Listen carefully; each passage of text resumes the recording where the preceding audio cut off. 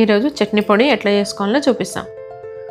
దీనికోసం పొయ్యి మీద ఒక కడాయి పెట్టుకొని ఒక గ్లాస్ పల్లీలు మంచిగా వేయించుకోవాలి. ఈ పల్లీలు మంచిగా వేగిన తర్వాత పక్కకు తీసి పెట్టుకొని సగం గ్లాస్ శనగపప్పు, సగం గ్లాసు మినపప్పు వేసుకొని ఇవి రెండు కూడా మంచిగా ఫ్రై చేసుకోవాలి. ఫ్రై చేసుకునేటప్పుడు కొంచెం నూనె చుక్క వేసుకోవాలి. ఈ పప్పు మంచిగా దోరగా ఫ్రై అయినాక పక్కకు తీసి పెట్టుకొని అదే కడాయిలో కొంచెం నూనె వేసుకొని ఒక పిడికడని కొబ్బరి ముక్కలు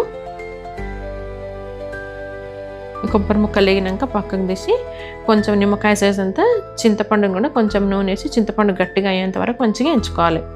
ఇదే కడాయిలో కొంచెం నూనె వేసుకొని కారానికి తగినన్ని ఎండుమిరపకాయలు, ఒక గుప్పెడంత కల్లిమాకు, కొన్ని ఎల్లిపాయలు ఇవన్నీ మంచిగా ఫ్రై చేసుకొని దీంట్లో సరిపడినంత ఉప్పు వేసుకొని కలిపి ఒకసారి పక్కకు పెట్టుకోవాలి. మనం ఇందాక ఫ్రై చేసుకునే అన్నీ ఇదే కడాయిలో వేసుకొని చల్లగా అయ్యేదాకా ఉంచుకోవాలి. దీంట్లోనే కొద్దిగా బెల్లం ముక్కేసుకోవాలి. మొత్తం చల్లగా అయిన తర్వాత మిక్సీ పట్టుకోవాలి.